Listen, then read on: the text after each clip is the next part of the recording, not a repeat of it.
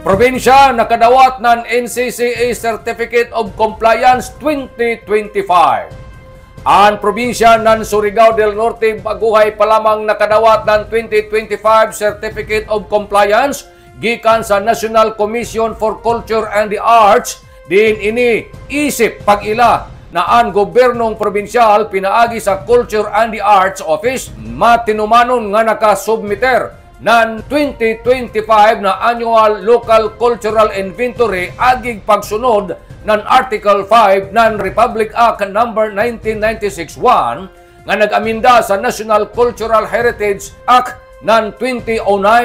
Ini na tinuig na pagsubmiter mandato ng Joint Memorandum Circular No. 2021-001 ng Department of Interior and Local Government kon DILG sanan ang National Commission for Culture and the Arts kon NCCA. Sa circular gikan sa NCCA Executive Director Eric V.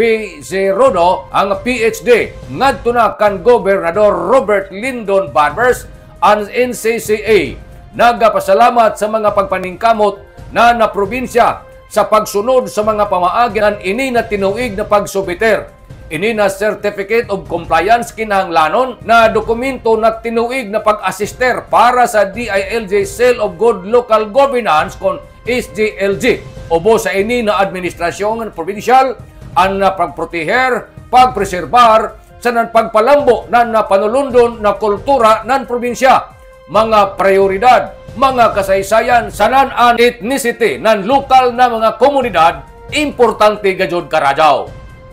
Nanukad, gikan diri sa Kapitolyo, ini si Marek Sinners, Marconsim Vlogs, Mario Conali simulan mula ang salamat, marajaw na adlaw, natong tanan.